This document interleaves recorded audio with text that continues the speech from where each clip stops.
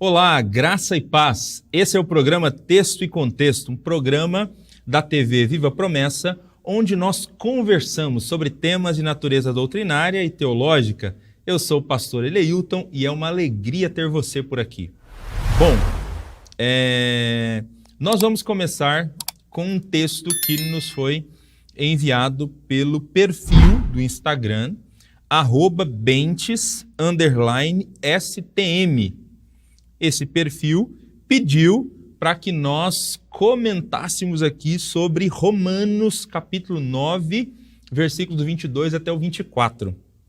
A questão por trás desse texto, penso, que é como nós devemos entender essa fala de Paulo sobre vasos de ira preparados para destruição.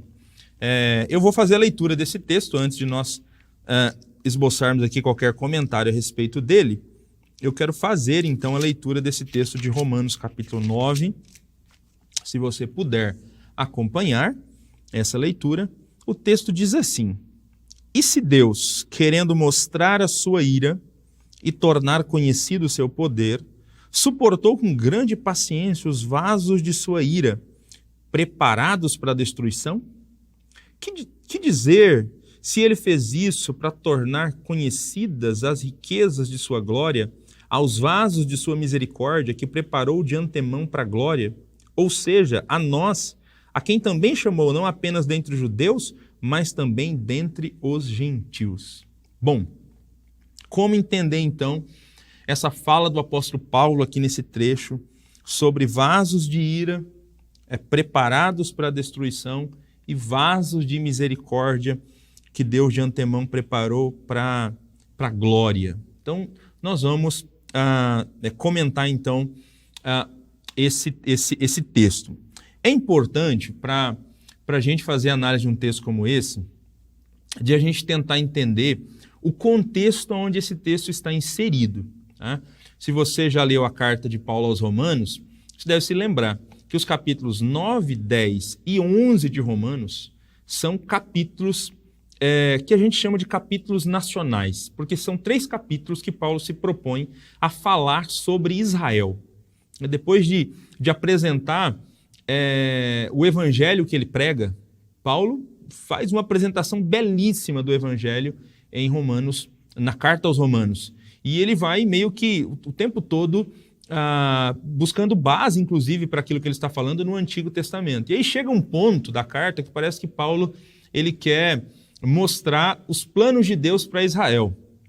O que Deus pensa sobre o povo de Israel. E começa exatamente aqui no capítulo 9, onde o apóstolo Paulo vai falar sobre o passado de Israel. Ele meio que fala sobre o passado no capítulo 9, sobre o presente no capítulo 10 e sobre o futuro no capítulo 11. Mas são 3 capítulos que estão interligados. A gente precisa ler esse texto de Romanos capítulo 9, tendo em mente a doutrina da eleição que, conforme nós acreditamos, possui como base, como fundamento, a presciência de Deus. A presciência é aquele atributo de Deus ligado à sua onisciência, que é o atributo que diz que Deus ele conhece todos os fatos no tempo da história, sem que eles tenham acontecido no tempo e na história. Deus conhece tudo. Deus conhece todas as coisas. Ele é onisciente, ele é presciente. Então, a gente tem que ler esse texto tanto à luz da presciência como à luz da soberania de Deus. Segundo Paulo, a promessa de Deus para Abraão de uma descendência que abençoaria, de uma descendência abençoada, não diz respeito a todos os descendentes carnais de Abraão. Isso é, o simples fato de ter o sangue de Abraão não significa que alguém é filho de Deus, contado como Israel espiritual. Paulo vai dizer em Romanos capítulo 9 que os filhos de Deus não são os da carne, mas os da promessa, ou aqueles que são descendentes de acordo com as condições da promessa. Assim, a palavra de Deus não falhou, mas se cumpriu somente no Israel espiritual, dentro do Israel físico. Paulo prova o seu argumento utilizando 2 exemplos que mostram a soberania de Deus ao decidir quem é Israel. É interessante, porque Deus prometeu para Abraão que por meio da sua descendência todos os habitantes, todas as famílias da terra seriam abençoadas. Mas Abraão teve um filho antes de Isaque, que é o filho da promessa. Mas não foi por meio de Ismael. Ismael tem o sangue de Abraão, mas Deus decidiu iniciar um povo através de Isaque.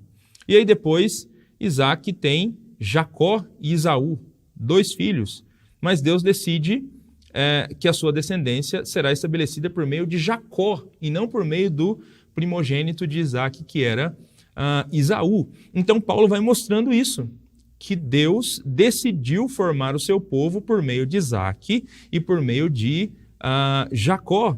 Então, a promessa de Deus, por meio do qual todos os descendentes seriam abençoados, o Israel, desde o início, o Israel que seria salvo, é o Israel espiritual. A promessa não tem a ver simplesmente a ter o sangue de Abraão, mas a crer na promessa de Deus, na promessa que está relacionada exatamente à vinda do Messias, à vinda do Senhor Jesus Cristo, né? Então, o verdadeiro Israel, o Israel que é salvo, o Israel que é abençoado, é aquele que crê nesse descendente, que é Cristo Jesus, né? Que é o descendente de Abraão, por meio do qual todas as famílias da terra serão abençoadas. E é Deus que foi desenhando essa descendência até o surgimento do Messias. Deus tem tido paciência com os vasos da ira, também para mostrar a riqueza da sua glória nos vasos da misericórdia, para a glória que ele preparou de antemão. Quem são essas pessoas? Os vasos de misericórdia citados no texto. São os crentes, não só dentre os judeus, mas também dentre os gentios.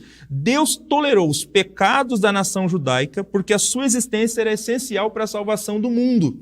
Mas Deus sabia que nem todos dentro do Israel étnico, da nação de Israel, seriam salvos. Não é simplesmente porque a pessoa tem o sangue israelita, o sangue de um judeu, que ele seria salvo. A salvação seria para um remanescente dentro do Israel étnico. E Deus suportou aqui os pecados da nação durante todo o tempo, porque essa nação seria importante para o drama cósmico, para o drama da redenção, do plano de redenção desenhado por Deus. Inclusive, Paulo vai apresentar esse drama nos capítulos 9, 10 e 11 de Romanos. Paulo vai dizer, inclusive, que esse endurecimento aqui de Israel estava nos planos de Deus aqui, para que a porta da salvação se abrisse para os gentios, e uma vez que os gentios estão sendo salvos, agora Israel fica com ciúme e muitos judeus vão se voltar para o Senhor Jesus. Então, Deus tem um plano desenhado na sua redenção. E, de fato, nós temos essa menção aqui de vasos de ira e de vasos de misericórdia, de crentes entre judeus e gentios que serão salvos, mas nós temos também aqui essa ideia de vasos de ira, né, que são aquelas pessoas, né, que mesmo fazendo parte do povo de Israel, que não seriam salvas, né, que não fazem parte desse remanescente que seriam salvos, não creem na promessa de Deus. Mas a grande questão que a gente precisa se perguntar é por que eles são vasos de ira destinados para a destruição. Se isso aconteceu simplesmente por conta de um decreto unilateral da parte de Deus, por meio do qual ele declara que indivíduos serão destruídos, ou se eles têm alguma responsabilidade nesse destino. E lendo a continuação do capítulo 9 da carta de Paulo aos Romanos, vai ficar claro, nesse texto aqui, que eles têm responsabilidade por aquilo que aconteceu a eles. Na sequência, Paulo cita textos do Antigo Testamento para mostrar que tudo estava nos planos de Deus, né? Paulo cita aqui, versículo 25, como ele diz em Oséias: chamarei meu povo a quem não é meu povo, chamarei minha amada a quem não é minha amada, e acontecerá que no mesmo lugar em que se lhes declarou, vocês não são meu povo, eles serão chamados filhos do Deus vivo. Isaías exclama em relação a Israel: embora o número dos israelitas seja como a areia do mar, apenas o remanescente será salvo, pois o Senhor executará na terra a sua sentença rápida e definitivamente. Então, a entrada dos gentios na salvação, esse que não era um povo se tornar povo, isso já estava nos planos de Deus. E entre os israelitas, somente um remanescente seria salvo, isso já estava nos planos de Deus. Mas por quê? E aí vale frisar isso aqui. O Israel histórico e étnico não foi rejeitado devido a essa escolha arbitrária de Deus. Segundo os versículos finais do capítulo 9 de Romanos, a incredulidade dos israelitas foi o seu grande pecado. Eles ouviram a falar sobre Cristo, mas eles não quiseram receber Cristo. Seus olhos estavam fixos na lei de Deus e eles não conseguiram enxergar Jesus. E por isso fracassaram. E por isso foram rejeitados porque rejeitaram a pedra de tropeço. Paulo termina o texto dizendo: que diremos então? Os gentios que não buscavam justiça obtiveram, uma justiça que vem da fé. Mas Israel, que buscava uma lei que trouxesse justiça, não a alcançou. Por que não? Porque não buscava pela fé, mas como se fosse por obras. Eles tropeçaram na pedra de tropeço. Como está escrito: eis que põe em Sião uma pedra de tropeço e uma rocha que faz cair, e aquele que nela confia jamais será envergonhado. Porque o Israel étnico, porque alguns israelitas foram rejeitados, porque eles tropeçaram na pedra de tropeço. Paulo fala da soberania de Deus escolher, ele fala nesse capítulo, mas ele fala também da responsabilidade humana, de rejeitar a Cristo, de rejeitar o Messias. Ele vai mostrar isso de maneira muito mais clara no capítulo 10, quando ele vai dizer assim: a nação foi